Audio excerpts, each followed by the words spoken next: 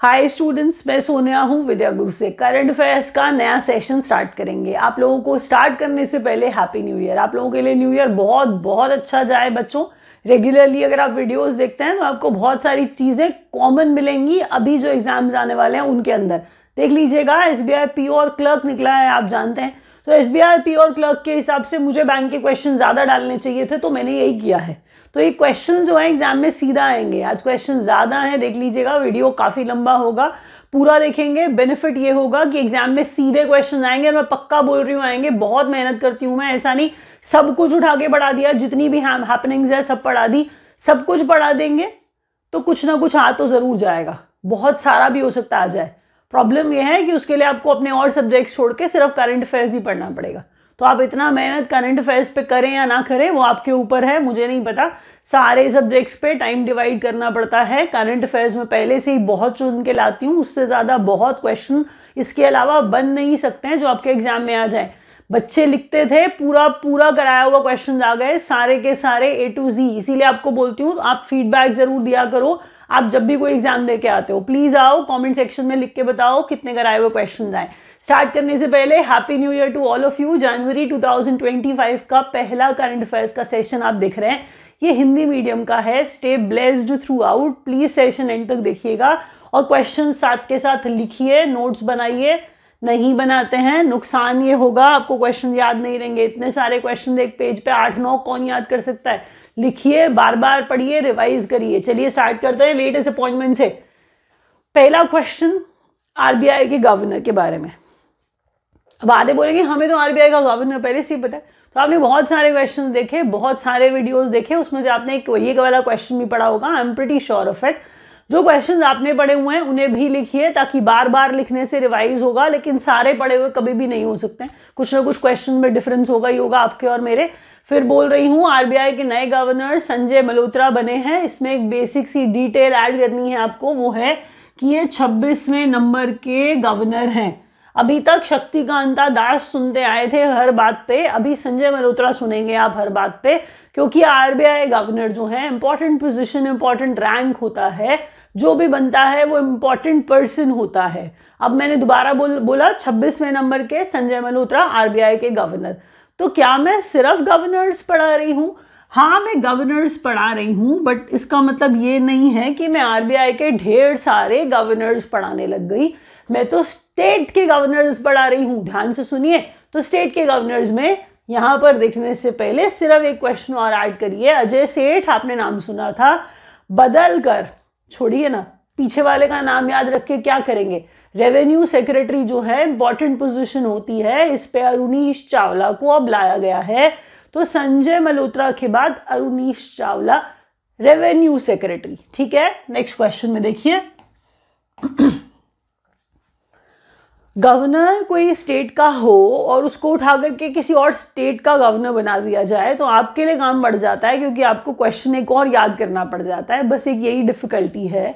और governor of Mizoram से start करते हैं। VK सिंह है, क्या ये जनरल VK सिंह है? तो हम बात कर रहे हैं न्यू गवर्नर ऑफ मिजोरम की। तो VK Singh general VK Singh है एक्चुअल में, याद रखिएगा इन्हें। नेक्स्ट क्वेश्चन में मणिपुर के गवर्नर हैं अजय कुमार भल्ला है। ये गवर्नर ऑफ मणिपुर अजय कुमार भल्ला है ये। Please don't hesitate to repeat. अगर आप बार बार नहीं बोलेंगे तो आपको कभी कोई क्वेश्चन याद होगा ही नहीं। मैं बच्चों को बोल देती हूँ कि अगर आप वीडियो देख के एक दिन में पक जाओ और आपका मन ना करे दोबारा देखने का, तो नेक्स्ट वाला वीडियो जो कंप्लीट इंग्लिश मीडियम वाला बनता है, that complete English medium 1 to enhance your English is well, एक बार उसे देख लीजिए, रिवीजन हो जाएगी, स्पीड बढ़ा के उसे देख लीजिए। लेकिन बार बार सुनने से चीज़ याद हो जाती है, इंसान पक तो जाता है। लेकिन अगर सीधा क्वेश्चन एग्जाम में आ जाएगा तो क्या प्रॉब्लम है बताइए ज़रा। मैं अपनी तरह से कोशिश करूंगी याद कराने की और आपको ना पकाने की, आप बस सिर्फ वीडियो देखो। अभी क्या कह रहे हैं हम, संजय कुमार भल्ला है ये, अजय कुमार भल्ला है ये, जो गवर्नर ऑफ मणिपुर बने हैं। प्लीज अलग अलग लिखिए, ध्यान से लिखिए। तो जनरल VK सिंह है मिजोरम वाले, मिजोरम के गवर्नर। उसके बाद मणिपुर के गवर्नर अजय कुमार भल्ला है। नेक्स्ट क्वेश्चन में आरिफ मोहम्मद खान है, ये बने हैं बिहार के गवर्नर। आरिफ मोहम्मद खान है ये, बिहार के गवर्नर बने हैं। अगर आप ध्यान से देखें तो जब मैंने आपको एक बात बोली यहाँ पर केरला के गवर्नर, ये नहीं, ये तो सेम ही लिखा हुआ है। केरला के गवर्नर देखिए राजेंद्र वी आर्लेकर, ठीक है, राजेंद्र वी आर्लेकर। ये जो नाम है ये केरला से जुड़ी है।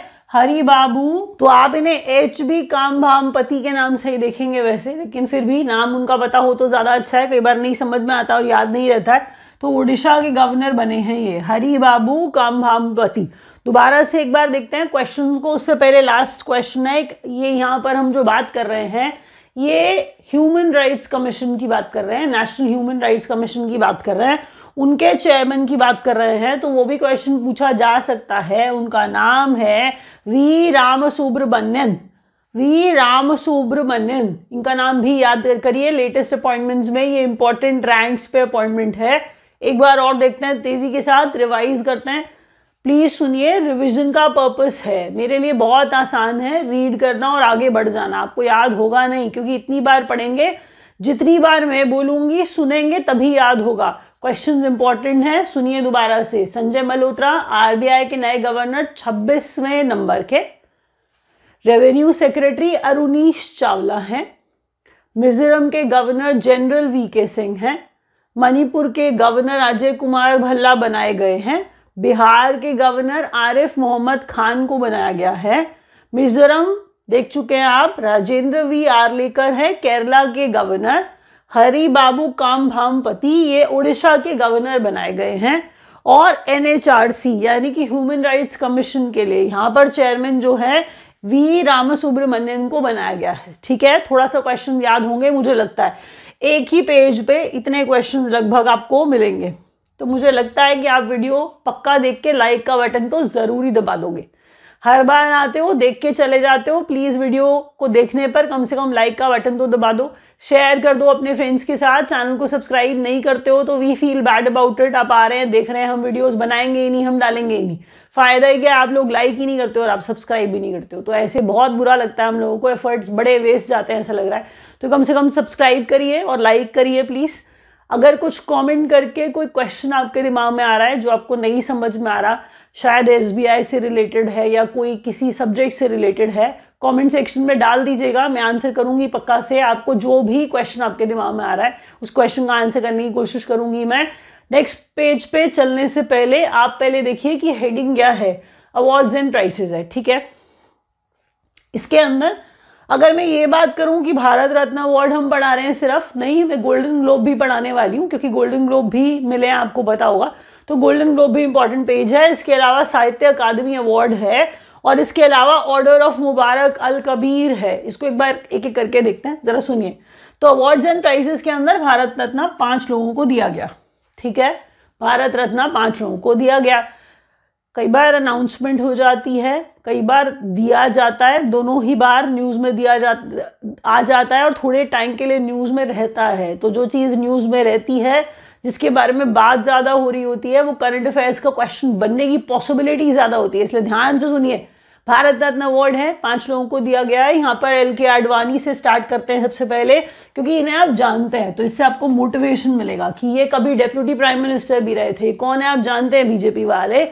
दोबारा बात करूं तो हम ऊपर कर्पूरी ठाकुर की बात करते हैं। ठीक है, जो कर्पूरी ठाकुर सबसे इंपॉर्टेंट बात जो एग्जाम में आने की पॉसिबिलिटी है, जिसको आप हर हाल में जीएस का क्वेश्चन ही समझ लोगे, जीके का क्वेश्चन समझ लोगे, लेकिन ये क्वेश्चन जो होगा बेसिकली ये करंट अफेयर्स का होगा। कैसे? क्योंकि हम यहाँ पर जिनकी बात कर रहे हैं, कर्पूरी ठाकुर, ये जननायक के नाम से जाने जाते थे ज्यादा, तो जननायक के नाम से इन्हें जानते थे, ये याद रखिए। ये बिहार के 11वें चीफ मिनिस्टर थे जिन्हें भारत रत्न दिया गया। ठीक है जी, नेक्स्ट क्वेश्चन। चौधरी चरण सिंह, ये भी प्रधानमंत्री रहे, आप जानते हैं, किसानों के बहुत बड़े नेता। पीवी नरसिम्हा राव, कांग्रेस वाले, ये भी प्रधानमंत्री रहे, आप जानते हैं। एम एस स्वामीनाथन, ये ग्रीन रेवोल्यूशन वाले, the great M S Swaminathan है ये। ठीक है, तो एम एस स्वामीनाथन वो। साहित्य अकादमी अवार्ड जो है अनाउंस किया गया, जिसमें हिंदी, देखिए वैसे तो साहित्य अकादमी अवार्ड जो होते हैं ये इंडियन लैंग्वेजेस में ग्रैंड कंट्रीब्यूशन के लिए मिलता है, लेकिन इंग्लिश भी इसके अंदर इंक्लूडेड है, क्योंकि ये भी अब हमारी लैंग्वेज ही है एक तरह से। आपको बताऊं, दूसरा जो क्वेश्चन है जिसमें ईस्टर्न कार लिखा है मैंने, ये इंग्लिश के कंट्रीब्यूशन के लिए इन्हें मिल रहा है। एक बार और बताऊं, साहित्य अकादमी अवार्ड में सारी लैंग्वेजेस में जब आप पढ़ेंगे कि गुजराती में किसी को कुछ मिला, असमीज में कुछ मिला, तो इतने सारे क्वेश्चंस कैसे याद करेंगे आप। तो जो 2 इंपॉर्टेंट मेन थे वो मैं लेके आई। मैंने कहा एक हिंदी वाला है जिनका नाम है गगन गिल, और दूसरे हैं ईस्टर्न कार जो इंग्लिश में लिखा, इंग्लिश का कॉन्ट्रीब्यूशन था उनका, इनको मिला साहित्य अकादमी अवार्ड। ठीक है, नेक्स्ट क्वेश्चन देखिए।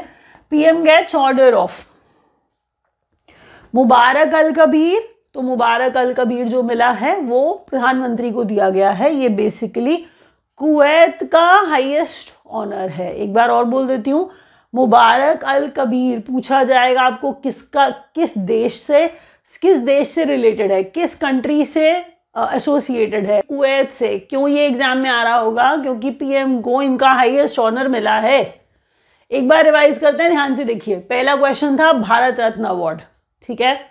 कर्पूरी ठाकुर 11वें सीएम जन नायक के नाम से जाने जाते थे। दूसरा लाल कृष्ण आडवाणी है।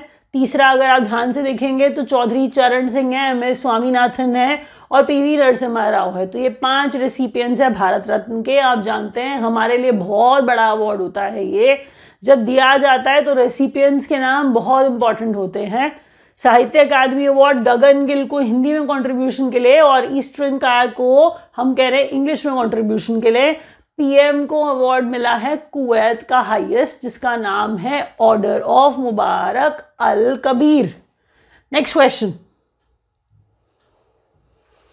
गोल्डन ग्लोब अवार्ड्स हैं ये। तो गोल्डन ग्लोब अवार्ड्स में जरा ध्यान से देखिए कि कौन कौन सा किस किस का कंट्रीब्यूशन है और क्यों मिला है। जरा सुनिए, जब कोई बात कर रहा है द ब्रूटलिस्ट की, तो इससे मिला the best film. The brutalist best film, कई बार ब्रूटलिस्ट भी दे देगा, कई बार बेस्ट फिल्म भी बता देगा। इसको गोल्डन ग्लोब मिला ये भी बता देगा। तो ये कैटेगरी क्या है, किस कैटेगरी में बनी है, तो आप लिखेंगे ये ड्रामा है। एक्चुअली में वो जॉनरा या फिर जॉनर पूछ रहा होता है आपसे, तो ड्रामा है ये, आपको याद रखना है।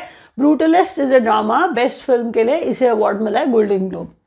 एमिलिया पेरेज जो है वो बेस्ट फिल्म जो है म्यूजिकल कॉमेडी। पहले ये देखिए जरा, यहाँ पर अगर हम एमिलिया पेरेज की बात करें कि इसको अगर बेस्ट फिल्म मिला है, तो आप कहोगे कि बेस्ट फिल्म तो ऊपर वाली भी है। बेस्ट फिल्म ऊपर वाली ड्रामा कैटेगरी वाली है, नीचे वाली या तो म्यूजिकल या फिर कॉमेडी। इस कैटेगरी में, मतलब जब ये कैटेगरी होती है तो इस कैटेगरी में एमिलिया पेरेज को बेस्ट फिल्म मिला है। ठीक है, द ब्रूटलिस्ट है ड्रामा कैटेगरी वाली बेस्ट फिल्म, एमिलिया पेरेज जो है वो बेस्ट फिल्म है म्यूजिकल और कॉमेडी वाली। नेक्स्ट है फर्नांडा टोरेस, ये है बेस्ट एक्ट्रेस, ये मोशन पिक्चर ड्रामा के लिए, और ड्रामा है आई एम स्टिल हियर। दोबारा सुनिए, golden globe award Fernanda Torres को बेस्ट एक्ट्रेस के लिए, बेस्ट एक्ट्रेस जो मिला है वो motion picture drama I am still here के लिए। एड्रियन ब्रोडी जो है वो बेस्ट एक्टर इनको मिला है, best actor in motion picture drama the brutalist के लिए। आप ये देखिए कि ब्रूटलिस्ट थोड़ा सा अच्छा औरों से परफॉर्म करती हुई, क्योंकि आप यहाँ पर ब्रूटलिस्ट का नाम बार बार देखने वाले। अगर आप ध्यान से देखेंगे तो आप ये देखिए कि बेस्ट डायरेक्टर भी ब्रूटलिस्ट वाले, क्योंकि बेस्ट फिल्म से हमें आइडिया लग गया था वैसे कि बेस्ट डायरेक्टर ब्रूटलिस्ट वाले ही होने वाले। तो ब्रूटलिस्ट में मैंने बोला एड्रियन ब्रोडी, इसके कास्ट जो थे इन्हें मिला, हमने कहा बेस्ट एक्टर। नेक्स्ट में देखिए ब्रैडी कॉर्बेट है बेस्ट डायरेक्टर है ब्रूटलिस्ट के लिए ही। सेबेस्टियन स्टैन है best actor in a musical comedy a different man. यहाँ पर आपको ये बताया जा रहा है कि म्यूजिकल कॉमेडी कैटेगरी के अंदर आपको बेस्ट फिल्म भी मिल रहा है, आपको बेस्ट एक्टर भी मिल रहा है, और यही म्यूजिकल कॉमेडी के अंदर आपको बेस्ट एक्ट्रेस भी मिल रहा है। तो डेमी मूर है, डेमी मूर को मिला था बेस्ट एक्ट्रेस द सब्सटेंस के लिए। एक बार और तेजी के साथ, ठीक है। ब्रूटलिस्ट बेस्ट फिल्म, ब्रूटलिस्ट के डायरेक्टर ब्रैडी कॉर्बेट, इन्हें मिला बेस्ट डायरेक्टर। ब्रूटलिस्ट के actor lead actor Adrien Brody, जिन्हें मिल रहा है motion picture best actor in motion picture, ये मेन होता है आपको बताऊं तो इनको मिला ब्रूटलिस्ट के लिए ही बेस्ट एक्टर। फर्नांडा टोरेस जो है best actress motion picture drama I am still here के लिए। तो कौन सी, देखिए फिल्म का नाम भी तो जानना है ना, तो आई एम स्टिल हियर के लिए फर्नांडा टोरेस है। एमिलिया पेरेज जो था वो म्यूजिकल कॉमेडी है, इसको बेस्ट फिल्म दिया गया। ठीक है, किस कैटेगरी में? म्यूजिकल कॉमेडी वाली कैटेगरी में। उसी म्यूजिकल कॉमेडी वाली कैटेगरी में एक्टर और एक्ट्रेस हैं, तो एक्टर जो है a different man musical comedy के लिए सेबेस्टियन स्टैन, और म्यूजिकल कॉमेडी कैटेगरी में सब्सटेंस के लिए मूवी फिल्म डेमी मूर को अवार्ड मिला बेस्ट एक्ट्रेस वाला। ठीक है, आगे बढ़ते हैं नेक्स्ट क्वेश्चन पे। गोल्डन ग्लोब्स थोड़े से मुश्किल रहेंगे आप लोगों के लिए। अगर आप यूजुअली नहीं देखते हैं मूवीज़ वगैरह बहुत ज़्यादा इंग्लिश वाली, तो थोड़ा टाइम ज़्यादा खाएगा आपके लिए, लेकिन मुझे लगता है शायद आप कर लेंगे। ध्यान से, स्पोर्ट्स अपडेट्स क्वेश्चन पक्का आने वाले हैं। नहीं लाइक किया है अभी तक, देख रहे हो तो लाइक कर देना, क्वेश्चन मिस मत करना। एक भी क्वेश्चन छोड़ोगे एग्जाम में आ जाएगा, देख लेना। लिखना ज़रूर, लिख नहीं पाते हो तो हमारा टेलीग्राम चैनल ज्वाइन कर लो, उस पर हम क्वेश्चंस देते रहते हैं हर तरह के, तो आपको हेल्प हो जाएगी। कोई इधर उधर की कहानी नहीं लिखते हैं हम लोग, ना पढ़ाते हैं और ना ही लिखते हैं, तो वहाँ पर भी आपको क्वेश्चन मिल जाएंगे। नया सा चैनल बनाया है, बड़े सारा तो कोई कुछ है नहीं वहाँ पर, तो विद्या गुरु ऑफिशियल के नाम से ही आपको मिल जाएगा। ओपन पब्लिक चैनल है, आप ज्वाइन कर सकते हैं। क्वेश्चंस आपको कुछ कुछ मिलते रहेंगे वहाँ पे, वर्ड्स मिलते रहेंगे, एरर्स मिलते रहेंगे, रीजनिंग और मैथ्स के क्वेश्चन मिलते रहेंगे, तो शायद हेल्प हो जाएगी। इंग्लिश कोई नहीं डालता है अपने टेलीग्राम चैनल पे, मुझे नहीं पता क्यों डरते हैं लोग। तो टेलीग्राम चैनल पे आपको रेयरली इंग्लिश डली हुई दिखेगी कि वर्ड ऑफ द डे भी डल रहा है, और डेली इतने सारे एरर्स भी डल रहे हैं। इंग्लिश एरर्स डालते ही नहीं है लोग, तो प्लीज़ आप देख लीजिए। अगर आपको थोड़ा सा हेल्प चाहिए सब्जेक्ट के अंदर, तो आपको वहाँ हेल्प वो ज़रूर मिल जाएगा। अभी स्टार्ट करते हैं स्पोर्ट्स अपडेट से। डब्ल्यू हॉकी, विमेन हॉकी है ये, तो W hockey junior Asia cup, ठीक है, इंडिया ने चाइना को हरा दिया। विमेन हॉकी जूनियर, प्लीज सुनिए, ये सारे वर्ड्स इंपॉर्टेंट हैं। अगर आप जाएं और आप सर्च करना स्टार्ट करें और आप जूनियर एशिया कप टाइप करें तो कोई और ही बात चल रही है। अगर आप मेल, क्योंकि वो मेल ही समझ रहा है, मेल हॉकी ही समझ रहा है वो, जब तक आप विमेन और जूनियर डालेंगे नहीं आपके पास सही रिजल्ट आएगा नहीं, लेकिन क्वेश्चन एग्जाम में आ जाएगा सीधा सीधा। Women hockey junior Asia cup 2024 India ने चाइना को हरा दिया, तो इस चीज़ की हमें बड़ी खुशी है। इसके बाद दोबारा से हॉकी की बात करते हैं। ये विमेन्स जूनियर वर्ल्ड कप 2025 में ये बात चल रही है कि ये जो हॉकी का वर्ल्ड कप है विमेन वाला, अच्छा मैंने जब बोला कि कौन कौन क्वालिफाई कर गया, तो इंडिया और चाइना तो क्वालिफाई कर ही गए वर्ल्ड कप के लिए, यहाँ पर वर्ल्ड कप के लिए क्वालिफाई कर गए। ठीक है, पहले सुनिए, यहाँ पर हम कह रहे हैं ये हॉकी फेडरेशन है, इंटरनेशनल हॉकी फेडरेशन है, FIH women junior world cup 2025। 2024 में जब आपने एशिया कप में चाइना को हरा दिया तो आप बहुत इंपॉर्टेंट स्पोर्ट्स टीम बन गए हैं। आप तो पक्का ही कर जाएंगे, लेकिन आपकी बगल वाली टीम भी बहुत अच्छा खेल रही है, वो भी कर जाएगी। तो वर्ल्ड कप के लिए क्वालिफाई कर गए हैं आप। जूनियर वर्ल्ड कप जो विमेन वाला हॉकी वाला टूर्नामेंट है, वर्ल्ड कप जो है वो चिली में होने वाला है। क्वेश्चन एग्जाम में आ जाएगा, क्योंकि ये क्वेश्चन किसी ने सोचा नहीं होता है, एग्जाम में इसलिए आ जाता है, कहीं रिमोट रेफरेंस दे दिया जाए, कहीं बात करते करते वो लिख दें कि हमने अगला वाला भी डिसाइड कर लिया है, तो आपको पता होना जरूरी है। Indian women team scored it's highest in T20 cricket against West Indies. आपसे क्वेश्चन पूछा जाएगा कि देखिए यहाँ पर आप स्मृति मंधना का नाम देख रहे हैं, तो हम मंधाना बोलते हैं, वो मंधना ही बोलती हैं अपने आपको, आपने देखा होगा उनको बोलते हुए, तो बहुत अच्छा खेलती हैं, आप जानते हैं। तो इंडियन विमेन टीम है जिसमें ये कह रहे हैं कि अपना ही हाईएस्ट स्कोर कर लिया है क्रिकेट में T20 के अंदर। तो T20 हम इंटरनेशनली खेल रहे थे, ठीक है, हम इंटरनेशनली खेल रहे हैं जैसे T20, तभी तो हम कह रहे हैं कि इंडिया और वेस्ट इंडीज़ खेल रहे हैं। तो इंडिया और वेस्ट इंडीज़ खेल रहे हैं, तो वेस्ट इंडीज़ के अगेंस्ट खेलते हुए इंडिया ने अपना ही हाईएस्ट स्कोर बना लिया T20 के अंदर। वो इंडिया किसके अगेंस्ट बनाया ये पूछा जाएगा, तो वेस्ट इंडीज़। और कौन से टूर्नामेंट की बात हो रही है, T20 में अपना हाईएस्ट बना लिया। तो मेरे ख्याल से ज़्यादा मुझे याद आ रहा है 274 फॉर 4 था, तो बहुत अच्छा स्कोर था, बहुत ही ज़्यादा बड़ा सा स्कोर था। पहली महिला है ये जिन्होंने स्कोर किया है 4 ODI centuries in a calendar year, Smriti Mandhana. बड़ी बात है ना, प्लीज याद रखिए। ODI की जब हम बात कर रहे हैं तो वनडे इंटरनेशनल की बात कर रहे हैं, महिला बोल रहे हैं, इसका मतलब हम विमेन टूर्नामेंट्स की बात कर रहे हैं। तो स्मृति मंधना एक साल में 4 ODI सेंचुरीज लगा के बैठी हैं, ये पहली महिला ऐसी बन गई हैं, बड़ी बात है, प्लीज सुनिएगा। फास्टेस्ट इंडियन पेसर है to take 200 wickets in test cricket ये अलग से बॉलर, अलग से स्प्रिंटर, कुछ कुछ अलग नाम देते हैं, ये प्लीज सुनिएगा। तो अगर कोई पेसर बॉलर बोल रहा है, डिवाइड करिए, वर्ड समझिए। जब क्वेश्चन एग्जाम में आएगा तो क्वेश्चन इतनी बारीकी से पूछा जाता है, आपको थोड़ा सा ध्यान से सुनना पड़ेगा। फास्टेस्ट इंडियन पेसर कहा है, ये ध्यान रखिए, शब्द इंपॉर्टेंट है यहाँ पर। जिन्होंने 200 विकेट्स लिए हैं इन टेस्ट क्रिकेट, ये जसप्रीत बुमराह बन गए हैं। 44 टेस्ट के अंदर इन्होंने किसी किसी को कोई ना कोई अवार्ड जरूर देना होता है, तो चाहे वो उनको कुछ भी बना के अवार्ड दे दे।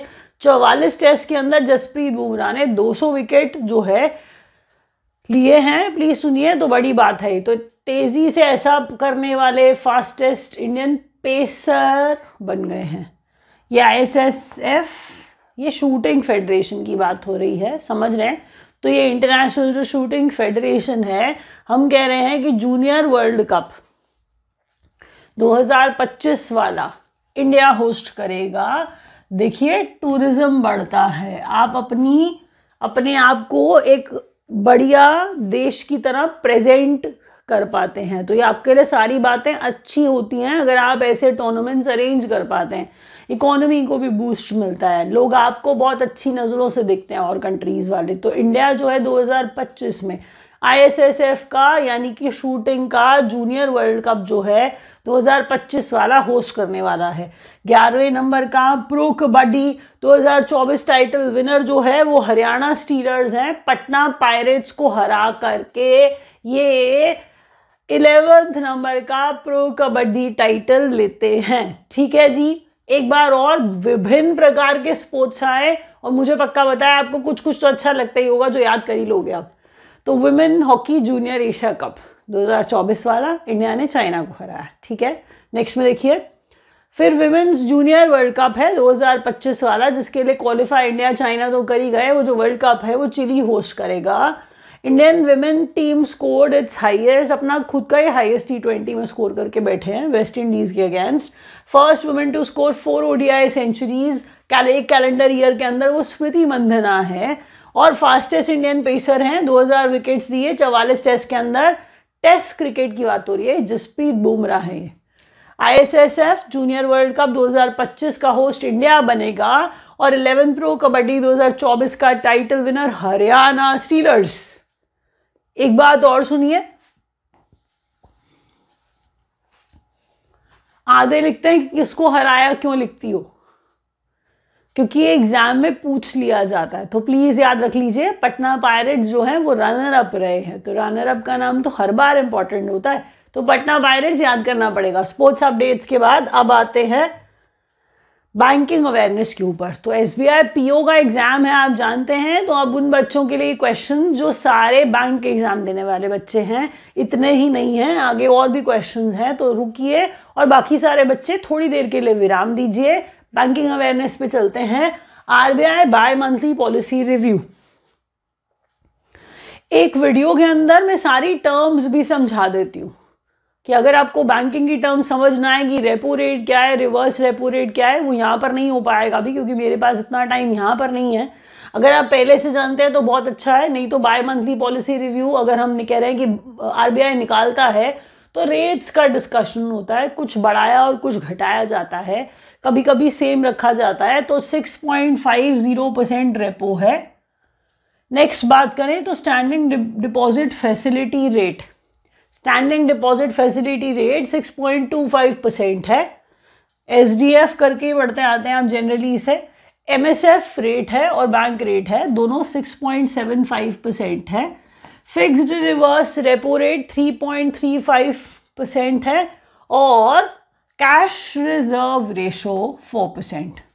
ठीक है, एक बार और, repo rate 6.5%, standing deposit facility rate 6.25%, marginal standing facility और बैंक रेट दोनों same 6.75%, fixed reverse repo rate है ये 3.35%, कैश रिजर्व रेशो 4%। ध्यान से देखिए, GDP एज पर RBI to grow in financial year 25।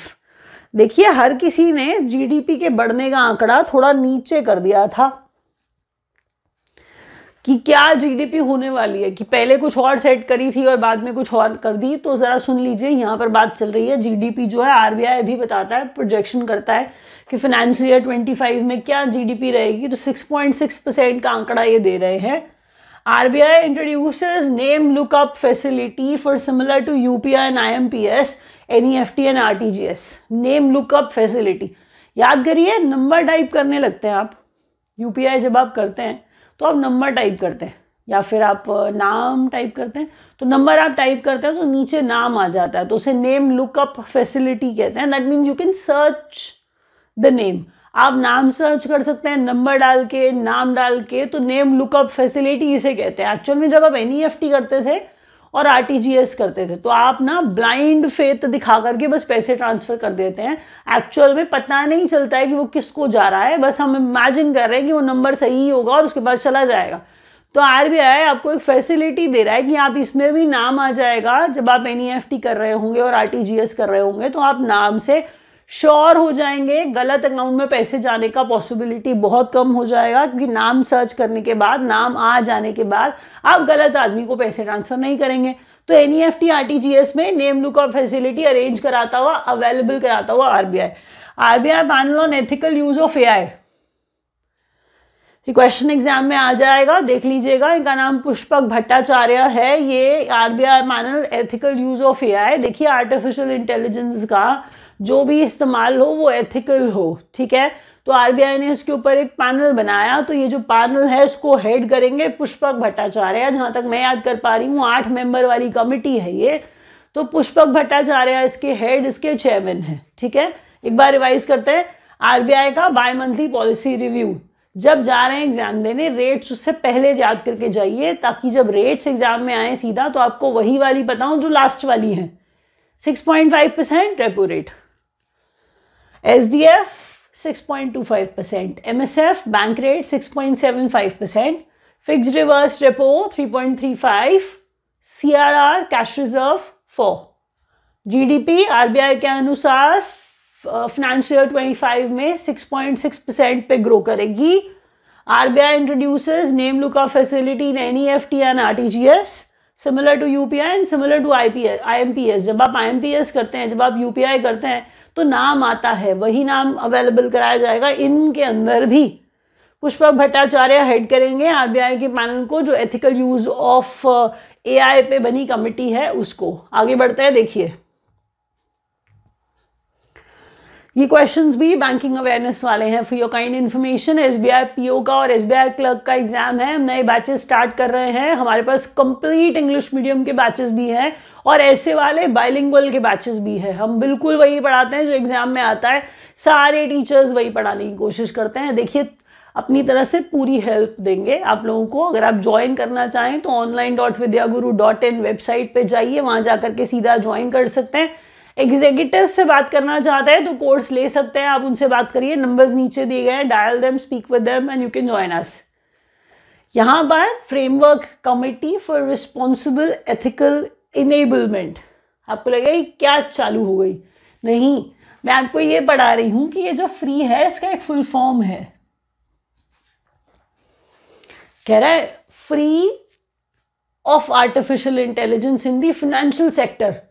तो आपको लग रहा है आर्टिफिशियल इंटेलिजेंस से मुक्त करा दिया है फाइनेंशियल सेक्टर को? नहीं, उल्टा हम तो आर्टिफिशियल इंटेलिजेंस को प्रमोट कर रहे थे।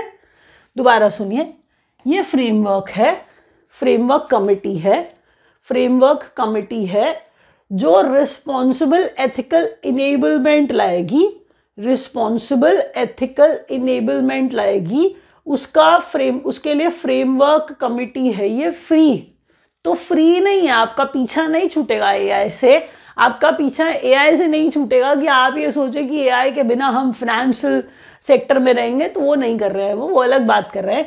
पुष्पक भट्टाचार्य चेयरमैन है उस कमेटी के। एक्चुअल में जो मैंने पीछे लिखा था, मैंने उसके अंदर ना आपको ये फुल फॉर्म पढ़ानी थी कि वो कमेटी है कौन सी, एथिकल वाली वो कमेटी है कौन सी। तो वो कमेटी फ्री है जी, वो फ्री है और आपको उस फ्री का फुल फॉर्म पता होना चाहिए। और चेयरमैन मैं आपको अभी पुष्पक भट्टाचार्य पढ़ा चुकी हूँ। अगला क्वेश्चन सुनिए, RBI's decision to link PPI. देखिए प्रीपेड इंस्ट्रूमेंट्स होते हैं, प्रीपेड इंस्ट्रूमेंट्स होते हैं। अब आप क्या कर रहे हैं, आप इनको यूपीआई से लिंक कर रहे हैं। प्रीपेड इंस्ट्रूमेंट्स होते हैं, आप पेटीएम पे आप प्रीपेमेंट करते हैं, बहुत सारे प्रीपेड इंस्ट्रूमेंट्स हैं। तो मैं ये कहना चाह रही हूँ आरबीआई ने क्या डिसीजन लिया, देखिए इंटर ऑपरेबिलिटी बढ़ानी है। जैसे पहले क्या होता था, याद करिए, आप ना अमेजोन में पैसे रखते थे, आप अमेजोन में पैसे पे करते हुए किसी और को पेटीएम से पैसे पे नहीं कर सकते थे, आप जीपे से पैसे नहीं पे कर पाते थे अमेजोन में पे करते हुए। अमेजोन से आप कुछ खरीद रहे हैं, अमेजोन में आपको अमेजोन से पेमेंट करनी पड़ रही है। इंटर ऑपरेबिलिटी ये होती है जिसके अंदर आप एक मीडियम और दूसरा मीडियम इंटर ऑपरेट, यानी कि आप इस्तेमाल कर सकते हैं दूसरा वाला प्लेटफॉर्म भी पेमेंट करने के लिए अमेजोन पे भी। अब देखें तो आपको ये शायद पुरानी बात है, याद ना हो, तो अब आप सारे के सारे मीडियम से पेमेंट कर सकते हैं। सिर्फ कार्ड नहीं है, सिर्फ अमेजोन खुद नहीं है, और भी सारे पोर्टल्स हैं, और भी बहुत सारे फाइनेंशियल पोर्टल्स हैं जिनसे आप पेमेंट कर सकते हैं। तो इंटर ऑपरेबिलिटी इसे कहते हैं कि आप वहाँ का पैसा वहाँ भेज पाएँ, वहाँ का पैसा वहाँ भेज पाएँ, वहाँ से कहीं और भी भेज पाएँ, इंटर ऑपरेबिलिटी। तो ये कह रहा है इंटर ऑपरेबिलिटी को बढ़ाना है। तो प्रीपेड इंस्ट्रूमेंट्स होते हैं, प्रीपेड पेमेंट इंस्ट्रूमेंट्स होते हैं, जिन्हें हम पीपीआईज कहते हैं। तो कह रहा है कि आरबीआई ने डिसाइड किया है कि जो पीपीआईज हैं उनको यूपीआई से लिंक करिए जी, यूनिफाइड पेमेंट इंटरफेस, यानी कि आप यूपीआई जो इस्तेमाल कर रहे हैं वो भी आप इस्तेमाल कर पाएंगे, इंटर ऑपरेबिलिटी को बढ़ाने के लिए पीपीआई से लिंक कर पाएंगे। तो पीपीआई को यूपीआई से लिंक कर देंगे, इससे आपके लिए और पोर्टल्स पे जा करके वहीं कहीं पड़े हुए पहले वाले पैसे आप इस्तेमाल कर पाएंगे किसी और पोर्टल पर भी। बहुत ज़्यादा इसमें घुसिए नहीं, अगर नहीं समझ में आ रहा है तो बस इतना याद रखिए कि payment inter operability and digital payment adoption है ये, जिसके थ्रू, जिससे वो आपको ये कह रहे हैं कि यूपीआई और पीपीआई को लिंक कर दीजिए। नेक्स्ट क्वेश्चन देखिए, a bank card surpasses 20 million credit cards milestone है एसबीआई। आप कहीं भी खड़े होते हैं ना, हम मेट्रो के अंदर जब ट्रैवल करते हैं, किसी भी मेट्रो में ट्रैवल करिए तो मेट्रो का जो नेटवर्क है, मेट्रो के जो स्टेशंस हैं, उन पर लोग खड़े रहते हैं एसबीआई के कार्ड्स देने के लिए। तो एसबीआई कार्ड्स बहुत, वैसे ये आउटसोर्स्ड काम होता है, एसबीआई खुद नहीं करता है, जनरली बाहर ये चीज़ आउटसोर्स कर दी जाती है। तो इतने सारे कार्ड जो है वो प्राइवेट वेंडर्स जो हैं वो बेचते हैं, वो लोगों को दे पाते हैं और लोग लेते हैं। तो कार्ड सरपास कर गया, लेकिन बहुत बड़ा नंबर अचीव कर लिया, चाहे टाई अप करके भी करा, किसी से आउटसोर्स करके भी करा। तो 20 मिलियन का जो कार्ड का मार्क है वो एसबीआई ने क्रॉस कर लिया। कितनी बड़ी बात है, जरा सुनिए। फर्स्ट बीएफएसआई, ये बैंकिंग एंड फाइनेंस इंस्टीट्यूशन की बात हम कर रहे हैं, ठीक है। तो कोई भी बैंकिंग और फाइनेंस कंपनी है, ठीक है, इंश्योरेंस कंपनी है, तो कोई भी बैंक और बैंकिंग, फाइनेंस और इंश्योरेंस वाली कंपनी है, तो बीएफएसआई जो फर्म है, जो 3 फाइनेंशियल सर्विसेज होती हैं, ओएनडीसी प्लेटफॉर्म पर ऑफर कर रहा है। एक पहली ऐसी कंपनी, एक पहली ऐसी बीएफएसआई कंपनी जो तीनों की तीनों मेन सर्विसेज ओएनडीसी प्लेटफॉर्म पर एक साथ अवेलेबल करा रहा है, वो है आदित्य बिरला कैपिटल, ठीक है। देखिए, समझिए, आप लोन ले रहे हैं, एक फाइनेंशियल सर्विस है, आप बैंकिंग का काम करते हैं, फाइनेंशियल सर्विस है ना, आप इंश्योरेंस का काम करते हैं, लोन लेना, बैंकिंग का काम कर रहे हैं, आप इंश्योरेंस का काम कर रहे हैं। तो आप कह रहे हैं जो 3 फाइनेंशियल सर्विसेज मेन वाली हैं, वो कोई भी ऐसा नहीं है जो एक साथ अवेलेबल करा दे एक ही जगह पर। तो ओएनडीसी प्लेटफॉर्म पर पहली ऐसी बीएफएसआई, बैंकिंग फाइनेंस मैं कह रही हूँ, इंश्योरेंस कंपनी जो बन गई है, आदित्य बिरला कैपिटल है, जो क्या कर रही है, ये सारी 3 सर्विसेज अवेलेबल करा रही है एक साथ। रिविजन, फ्री का full form framework committee for responsible ethical enablement है। ये कमेटी आर्टिफिशियल इंटेलिजेंस जो है फाइनेंशियल सेक्टर में, उसका एथिकल इस्तेमाल पे काम करेगी। डॉक्टर पुष्पक भट्टाचार्य इसके चेयरमैन हैं। आरबीआई का डिसीजन पीपीआई और यूपीआई को लिंक करने का है, जिससे इंटरऑपरेबिलिटी बढ़ेगी। 20 मिलियन क्रेडिट कार्ड का माइलस्टोन एसबीआई पूरा कर चुका है, और पहली बीएफएसआई फर्म है जो 3 फाइनेंशियल सर्विसेज है ओएनडीसी प्लेटफॉर्म पर अवेलेबल करा रही है, वो है Aditya Birla capital.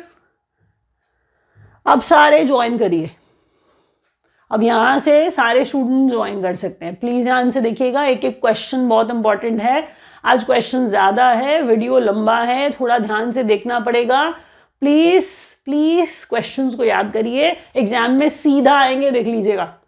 India's first Google safety engineering services. State news के अंदर हम बात कर रहे हैं कि हैदराबाद जो है इंडिया का पहला गूगल सेफ्टी इंजीनियरिंग सेंटर बना है, ठीक है, और पांचवा ग्लोबली बना है, तो वो इंपॉर्टेंट है ना। जीरो वेस्ट एयरपोर्ट प्रोजेक्ट है इंदौर एयरपोर्ट का, जीरो वेस्ट एयरपोर्ट प्रोजेक्ट है इंदौर एयरपोर्ट का। मुख्यमंत्री पौष्टिक अल्पाहार योजना, सीएम। अब यहाँ पर न्यूट्रिशियस स्नैक स्कीम है ये। पौष्टिक अल्पाहार का मतलब आधों को हिंदी में पढ़ना, लेकिन अल्पाहार का मतलब नहीं पता होता, तो वो स्नैक स्कीम बोल रहे हैं, तो स्नैक्स खिलाएंगे। गुजरात के सीएम की ये योजना है। एआई इंक्यूबेशन सेंटर है बाय आर्मी इन बेंगलुरु। बहुत इंपॉर्टेंट क्वेश्चन है ये, याद रखिएगा। बेंगलुरु के अंदर आर्मी का एआई यानी कि आर्टिफिशियल इंटेलिजेंस का इंक्यूबेशन सेंटर, ऐसी चीज करके अपने करने वाले काम को बहुत अच्छा करने के लिए ट्राई किया जाता है। एआई लगा करके यही ट्राई किया जाता है, एडवांस किया जाता है चीज़ों को, तो हेल्प मिलती है बहुत ज़्यादा। इसीलिए एआई इंक्यूबेशन सेंटर आर्मी का बेंगलुरु में। India's first glass bridge over the sea, ये बनाया गया है कन्याकुमारी में, तमिलनाडु में। स्टालिन आपको इसके ऊपर चलते हुए नजर आ रहे होंगे, बहुत न्यूज़ में आ रहा था, इसलिए क्वेश्चन आ सकता है, ध्यान से सुनिए।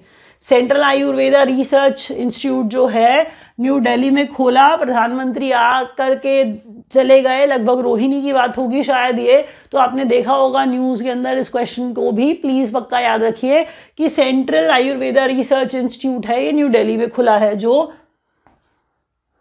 A state recently achieved 100% piped supply, मेरे ख्याल से ये पांचवा है। इस क्वेश्चन को जरा चेक करके मुझे कमेंट बॉक्स में बताइए, क्या हर घर जल में पाइप्ड वाटर सप्लाई में, जहां पर 100% पाइप्ड वाटर सप्लाई आ रही है, क्या पंजाब पांचवा राज्य बना है? पक्का बताइए, पहला भी बताइए कौन सा है, या बचे हुए चारों के नाम बताइए, मैं वेट करूंगी आपके कमेंट का। India's first Google safety engineering centre Hyderabad है, और पांचवा ग्लोबली सेफ्टी सेंटर हैदराबाद है। जीरो वेस्ट एयरपोर्ट प्रोजेक्ट है इंदौर एयरपोर्ट। मुख्यमंत्री पौष्टिक अल्पाहार योजना गुजरात की है ये, तो सीएम न्यूट्रिशियस स्नैक स्कीम है। AI incubation centre by army, ये बेंगलुरु का। India's first glass bridge over the sea in Kanyakumari Tamil Nadu. Central Ayurveda research institute है जो न्यू दिल्ली में खोला गया है। State recently achieved 100% piped water supply under Har Ghar Jal, तो ये पंजाब बन गया। मुझे पक्का पता है, आपने अगर एग्जाम कभी भी दिया होगा तो आपको पता है ऐसे क्वेश्चन एग्जाम में जरूर आएंगे, और मैंने बहुत इंपॉर्टेंट क्वेश्चन लाई हूं, मेहनत करी है मैंने। आप लाइक दबा सकते हो ताकि थोड़ा मोटिवेट हो जाऊं मैं, और चैनल को सब्सक्राइब कर दीजिए अगर नहीं किया है तो। इंपॉर्टेंट अपडेट्स हैं। ये confederation of Indian industry, CII की जब भी बात होती है आपको पता है बहुत इंपॉर्टेंट क्वेश्चन होता है, तो सीआईआई पार्टनरशिप समिट है, न्यू दिल्ली में हुआ। न्यू बेस ईयर, इंडिया का जीडीपी का बड़ा इंपॉर्टेंट क्वेश्चन है, बहुत ज्यादा इंपॉर्टेंट क्वेश्चन है सारे के सारे बच्चों के लिए। जो भी आप एग्जाम दे रहे हो, आप चाहे सीडीएस का एग्जाम दे आना, रेलवे का दे आना, एसएससी का दे आना, बैंक का दे आना, किसी भी एग्जाम में अगर आपके जनरल नॉलेज आती है, जीके आती है, ये जनरल अवेयरनेस आती है, क्वेश्चन पक्का आएगा, आप देख लेना। क्योंकि अब करंट अफेयर्स के क्वेश्चन हर एग्जाम में ज्यादा आते हैं, तो थोड़ा सा डिपेंडेंस आपको आजकल में होने वाली चीजों पर दिखानी पड़ेगी। New base year for India's GDP 22-23। 22वां Divya कला मेला है जो promote vocal for local artisans के लिए है, और ये इंडिया गेट न्यू दिल्ली में मनाया गया। 22वां दिव्य कला मेला, प्लीज वोकल फॉर लोकल। आप ऐसी बात सुनिए तो आपको ये समझ में आना चाहिए, ये गवर्नमेंट के जो नारे होते हैं, गवर्नमेंट के जो स्लोगन होते हैं, वोकल फॉर लोकल, ये आपके एग्जाम में पूछे जा सकते हैं। तो इस पे दिव्य कला मेला मनाया गया। 22वां था ये, कारीगरों के लिए था, आर्टिजन्स के लिए था, क्राफ्ट्समैन के लिए था। इंडिया गेट पर न्यू दिल्ली में मनाया गया। विकसित पंचायत इनिशिएटिव है। तो मिशन कर्मयोगी का एक प्रोजेक्ट है, तो मिशन है एक मिशन कर्मयोगी, उसका एक प्रोजेक्ट है विकसित पंचायत इनिशिएटिव। अब कर क्या रहे हैं, ये पंचायती राज इंस्टीट्यूशंस को स्ट्रेंथन करने वाले। तो पंचायती राज इंस्टीट्यूशंस के लिए मिशन कर्मयोगी के अंतर्गत हम कह रहे हैं विकसित पंचायत इनिशिएटिव है। प्लीज याद रखिए क्योंकि पंचायती राज से रिलेटेड हर न्यूज इंपॉर्टेंट होती है। Person of the year Donald Trump time magazine के अनुसार। यंगेस्ट फीमेल मेरे ख्याल से बॉम्बे यानी कि मुंबई से है ये, काम्या कार्तिकेयन। मतलब वहाँ आपको आर्मी स्कूल में पढ़ता हुआ एक स्टूडेंट दिखेगा, तो बहुत छोटी है ये। 7 समिट्स का मतलब होता है 7 कॉन्टिनेंट्स पे जो हाईएस्ट पीक्स हैं। तो थोड़ा दिमाग लगा के क्वेश्चन समझिएगा कि 7 हाईएस्ट पीक का मतलब है ये नहीं है कि एवरेस्ट से नीचे जाते जा रहे हैं कि हम कंचनजंगा और K2 एंड ऑल दैट हम यही बोलते जाएं और इसकी बात कर रहे हैं, नहीं। हम कह रहे हैं कि कॉन्टिनेंट्स पे, अगर हम किलिमंजारो बोल रहे हैं और हम एवरेस्ट बोल रहे हैं तो इसका मतलब हम अलग अलग कॉन्टिनेंट्स की जो हाईएस्ट पीक है 7 कॉन्टिनेंट्स की 7 पीक पे चढ़ गई और ये यंगेस्ट फीमेल बन गई, ऐसा करने वाली। बड़ी बात है ना, छोटा बच्चा है ये। काम्या कार्तिकेयन इनका नाम है। First border solar village in Gujarat, Masali.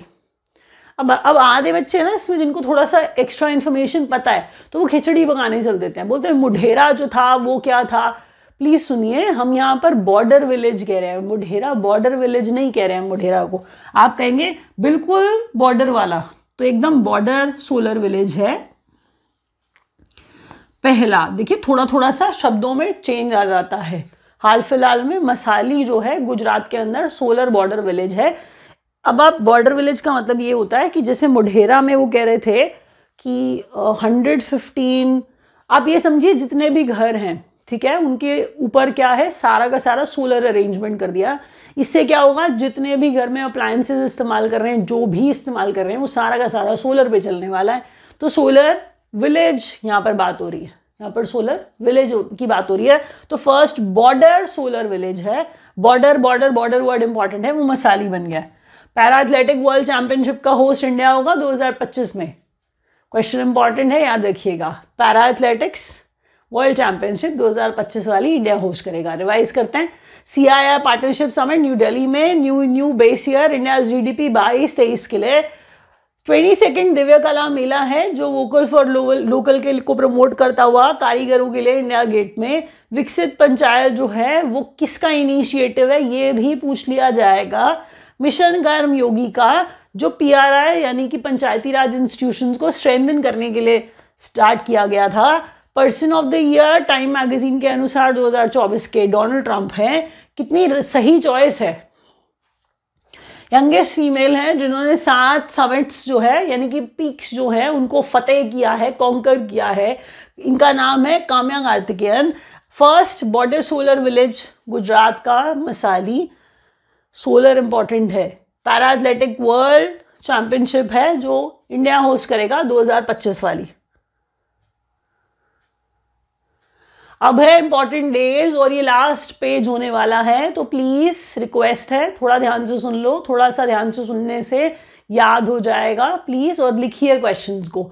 Join करना चाहते हैं हमें तो नंबर्स नीचे दिए गए हैं, आप ज्वाइन कर सकते हैं। अगर आप विद्यागुरु की वेबसाइट पे जाएंगे तो online.vidyaguru.in वेबसाइट है, आप उस पर जाइए। हम हिंदी मीडियम में और कंप्लीट इंग्लिश मीडियम में क्लासेस देते हैं। हम हार्ड कॉपी स्टडी मटेरियल भी देते हैं, तो आपके पास सब पहुंचाया जाएगा जो भी आपको एग्जाम क्रैक करने के लिए चाहिए होगा। हार्ड कॉपी नहीं दी जाती है, जनरली ई बुक्स देते हैं लोग, तो हम हार्ड कॉपी इसलिए देते हैं क्योंकि आप हार्ड कॉपी से पढ़ के थोड़ा कॉन्फिडेंट फील करेंगे। इंपॉर्टेंट डेज में वर्ल्ड ब्रेल डे, तो लुई ब्रेल जानते हैं आप, तो लुई ब्रेल जो है उन्हीं के नाम पर, जिन्होंने ब्रेल का आविष्कार किया, तो ब्रेल लाने वाले लुई ब्रेल थे। उनका जन्मदिन 4 जनवरी को आता है, तो उन्हीं के जन्मदिन पे वर्ल्ड ब्रेल डे मनाया जाता है। नेशनल बर्ड डे जो है 5 जनवरी को मनाया जाता है।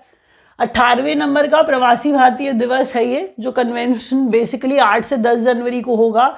अगर आपको याद हो तो अगर आप थोड़ी बात खुद लिख पाएं, जो आप जानते हैं कि गांधी जी वापस आए थे, कौन सी तारीख को आए थे, थोड़ा सा वो बता पाएं कमेंट सेक्शन में, तो मैं खुश हो जाऊंगी कि आपने पढ़ के थोड़ा सा वैल्यू किया उस बात को। लिखिए, बताइए। प्रवासी भारतीय दिवस 8 से 10 तारीख को 18वें नंबर का था।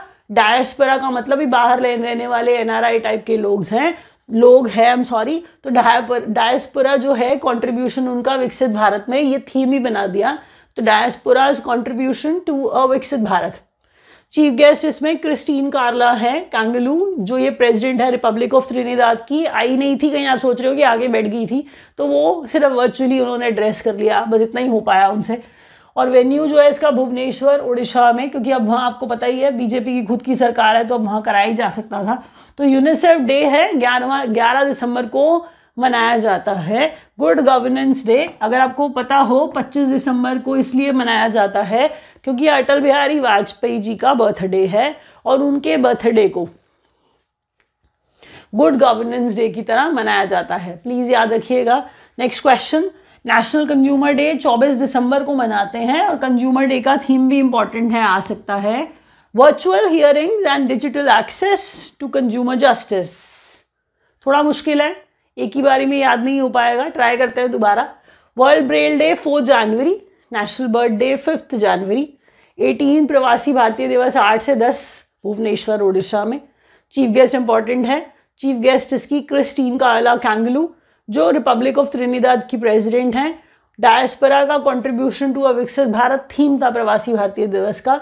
यूनिसेफ डे 11 दिसंबर को मनाते हैं और गुड गवर्नेंस डे 25 दिसंबर को। नेशनल कंज्यूमर्स डे 24 दिसंबर को मनाया जाता है, जिसका थीम था virtual hearings digital access to consumer justice, कि अगर डिजिटल एक्सेस होगा तो शायद जस्टिस कंज्यूमर को जल्दी मिल जाएगा, that is what their aim is. एक बार और बोल दूं, आप अगर क्वेश्चंस चाहते हैं तो इंस्टाग्राम पे मुझे फॉलो कर सकते हैं, नया सही है मेरा आईडी, बहुत ऑपरेट नहीं करती हूं मैं। बढ़ेंगे तो आपको थोड़े से क्वेश्चन मैं वहाँ डालना स्टार्ट कर दूंगी, आपको क्वेश्चन वहाँ भी मिल जाएंगे। नहीं तो आप टेलीग्राम का चैनल हमारा ज्वाइन कर सकते हैं, कोर्स लेना चाहें वो भी पॉसिबिलिटी है। नंबर्स नीचे दिए गए हैं, आप डायल करिए, बात करिए। Thank you so much for watching.